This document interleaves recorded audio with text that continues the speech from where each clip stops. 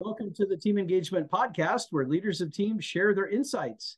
We discuss 5 questions in about 15 minutes, and I'm very grateful to welcome our guest today. This is Jeff Maines. He's out of Dallas, Texas. He is the founder and CEO of Champion Leadership Group. Jeff, thank you so much for joining me on the podcast today. What would you like the audience to know about Champion Leadership Group? Hey, Sean, thanks for having me. Well, Champion Leadership Group is designed for B2B SaaS founders, and we help them scale their business. And so a lot of times founders will come to us and they'll say, I feel like the best kept secret in the world. We've got a great application. And if we could just get out there to the market, we could make a huge impact. And so we help them do that. We help them free up time. A lot of times entrepreneurs get stuck in the business. And so, even when things are going great, they have no time. And so we help them find time and freedom so that they're really building a business and have a life at the same time. And it's easy to get stuck as well. So they'll hit revenue ceilings, what I call them. And so we help them break past that. So we help B2B SaaS founders grow and scale from 1 to 10 million. And then we run a mastermind for 10 to 100 million. And so it's all about helping them achieve what they want to achieve and have a life and enjoyment along with that. So it's not one or the other, it's both.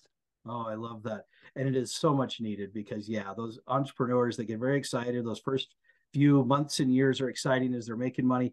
And then it starts to become real work. And then it becomes right. their whole life. So I'm excited that you're doing that because I know it's very much needed. So well done. Well done. Thank you. Thank you. Let's jump to our questions a little bit here. First question, and I'm sure, Jeff, you run into this quite a bit with the folks that you're working with and the different companies that you've had. But from time to time, people have conflicts with each other. And there may be times when they maybe have a conflict with a supervisor or a subordinate, or maybe it's just a peer. But is there an example that you can share of how someone can resolve that conflict? Sure. Yeah, I think it's really looking for, there's always something that you can find in someone else to like. And even, somebody who you don't get along with or rubs you the wrong way. I mean, it's really focusing in, what is something you can like about them? And I found that I can get along with just about anyone. And it doesn't mean that it's always the most pleasant interaction, but I can find something that I like about them, something that I appreciate about, them. And, even if there is conflict, it's really not looking at, how can they solve it? How can I solve it? What is it that I can do? What can I change? What is it about myself? Maybe sometimes that I'm seeing that I don't like, in myself in that interaction. But I think about, a number of years ago, took over as a sales leader of an underperforming sales team and made some changes. And there were some people that had bad numbers and had to go. And there are some people that had good numbers, did zero documentation. Presentations were, I'll just say they were pretty sloppy. One person had a great attitude, but the numbers were terrible. And so there was really a struggle in, just interacting. His name was Joe. And he was an accountant by background, had ended up in sales of all things. And, we would have multiple conversations of Joe, you've got to do these things. And he was what I just call a card shuffler back in the old days, business cards. And so, he would go through the cards and I've got all these people to call, but he would never pick up the phone and do that. And so, it was a real struggle in just the interaction. And, it was one of those times of, looking at the team and just kind of frustrating. Here we are. I can't forecast, which is really important in a leader role. Numbers aren't good. And, what do we do? How do we solve this? And we've got a team that, some are doing well and some aren't. And so one of the changes that I made, just one of those things of, an aha moment, moved Joe into a role where he was what we call it was a sales administrator. So instead of direct selling, he was doing presentations, data entry, scheduling, and all the stuff that the sales team hated, and all the stuff he was great at and loved. So it was really a win for everybody. And so it was looking for the good. What is it that we can do to resolve conflict, to resolve the struggle in a way where everybody can win? So it's, kind of, what can I appreciate about that person, about their skills? Because it'd be easy just to go, hey, he's not a sales guy, you're out. But, looking at it, what can I do to, to resolve the, issue that I have and solve that struggle by figuring out, what is it that they do? And, what do they have that I can appreciate? What skills do they have that I can appreciate and use? Oh, I like that a lot because that is that's a very overlooked opportunity, I think, for leaders to take another look at each person. What can I find to like about them? I really like that part that you said, but also look at their strengths and where can they contribute in an area that Right. maybe someone else doesn't want to contribute, but I think that was really smart of you to take that approach. Great approach. It changed the whole dynamic of the team. I'll bet. Yeah. Yeah. I'll bet. How could it not when everybody's feeling better and doing better? So Right. I like that. That's great. All right. Question number 2. I'm sure you've heard the phrase that people don't leave jobs, they leave managers. What's one idea that you have to help leaders retain their talent longer? I think that that's absolutely true. They don't leave companies. It's the people. And I think as leaders, one of the most important things that we can do is provide clarity. And often in early stage companies, people are put into roles and they don't necessarily know why. They don't know why their job matters. They don't know the impact they have. They don't really see the big picture. There's not a lot of vision, mission. They don't really feel like they're part of something bigger. It's a role. It's a job. Here's a list of things to do, if they even get that. Sometimes there's not even a description. It's just kind of, I want somebody to do this, either because I don't want to do it anymore or it's not being done to start with. And so we need to hire somebody and stick them in this role. But I think if they don't have a clear vision of the future, and not just the future, but their future, they're always going to be at risk. So imagine, like somebody, let's say they gave you a drink. So, I give you a cup and I say, it's water. It's got some stuff in it. It's good. You should just drink it. And maybe it's brown and it's got some white floaters in it. And I just say, just drink it. It's good for you. And just go, go, go. You may have a little bit of hesitation, and maybe it's hot chocolate with marshmallows, but if you don't know what it is, then, there can be some hesitation of, I don't know that I really want to do that. I don't buy into it. But what if I gave you something and it was clear and maybe it still had white floaties in it? And I explain, well, this is coconut water. It's got nutrients, it's got antioxidants. It'll help you perform at your peak. And what I want you to do is to share this with other people, and it'll make a huge impact to their lives as well. Well, now, there's clarity in what it is, why it matters, why that role matters, how it fits into the overall company. But it's really about providing that clarity to the team so that they know why they matter, that they see a future, and not just doing more of the same thing over the next few years, but they really see themselves growing. They see the impact that they're making. They see a future with you, and that's why they stay, is because they're committed to that future, and that vision is there, rather than just doing stuff. That's a great insight, because there's nothing worse than having confusion and chaos in your own role or within the department or the company or whatever it is. And so it happens a lot. And I think it may be clear in our minds, but we don't transfer that to them. Yeah, absolutely. Because that's what will happen in a growing company as things evolve, as things change. And that's part of the nature of the beast. But you're absolutely right. It's clear in the owner and in the CEO and sometimes the C-suite, depending on the size, but it gets lost somewhere down there in the translation. Absolutely right. Great comment. I love that. All right. Question number 3. What is an idea that you can have to share with either leaders of teams or teams themselves on how they can build resilience? I think one of the most important things is kind of defining, what is resilience. And we might just think, well, it's the ability to bounce back.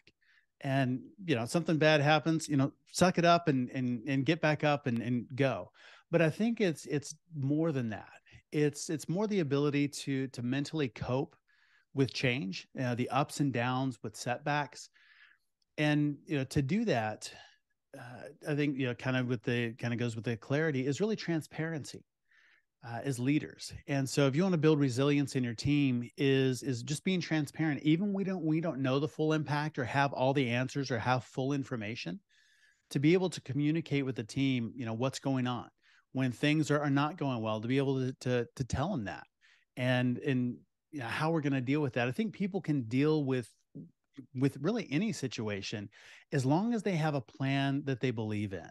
And so it's for us as leaders, provide certainty, be transparent, tell them what's really going on. They're big enough to handle it, but also, provide them, with a plan, give them, insight as to, it's not going to be this way forever.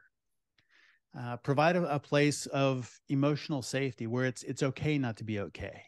Don't be threatened by questions, and let them know that they're free to voice those questions, those concerns.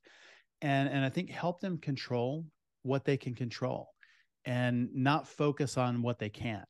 I think Stephen Covey had the circle of control, circle of influence, circle of concern. There are a lot of things in the world that we're concerned about. There are a few things that we can influence, and there are very few things that we actually control other than our own reaction, our own attitude, our own thoughts. And so really having them focus in on the things that they can control directly and maybe a little bit on what they can influence. And we can have those concerns, that's good. But really to focus in on what we can control. Do we see opportunities or do we see threats? And just helping them really focus in on the things that they can control. And so they have that sense of we're going to move forward and here's a plan to do that. And it's focusing on the things that you have direct control over. I like that. That's really good because you're right. There's so many things that we might have a little bit of influence, but most of it we just can't control. So we have to be able to identify what we can control and then handle that in the right way. That's a great comment. Love that. Question number 4, is there someone that you'd like to recognize that has had a positive influence in your life? Wow, mentors have had just a tremendous impact on me. That's one of the reasons I do what I do today is, one, to be able to pass that forward. And second is to be the mentor I wish I'd had at other times in my life. But mentors have had a huge impact. And I remember early on in my business career, I had somebody ask me, what do you like to do? And I told them, and so they actually put me into that role doing what I liked and was really good at it. And then it just kind of expanded and had the ability to soak up a lot of knowledge from people around me, ask a lot of questions. And I think because of that was invited in kind of to the inner circle. I got to sit in on board meetings. We get to debrief afterwards, not about, the meeting specifically, but the process. So it wasn't about the decision that was made or what came up, but really the process of how they got there and how to think, how to evaluate signal versus noise. And I think just that mentoring and having that relationship I still have to this day. And maybe not as close as it was years ago, but super impactful, super important in my development, my career, my life, and just really kind of thinking how to think, how to process, how to evaluate, and really just how business works. And so it's made a huge difference in my career, my life up to this point, and I just want to be able to pass that on to other people as well. I like that. I appreciate you recognizing the role of mentors because we all need them. And we don't always accept the fact that we need them. And if we look around at people around us, and there's different definitions of what a mentor is, but I like how you've described it, that there are just some people that can help us. And I think that is so incredibly valuable. Thank you for sharing that. All right, last question. Tell us a little bit about your first job. First job. Well, I guess I sold a lot of things when I was a kid. We'd go door to door and sell things, and it was just a lot of fun. Enjoyed that. But my first real job in the world was scooping ice cream.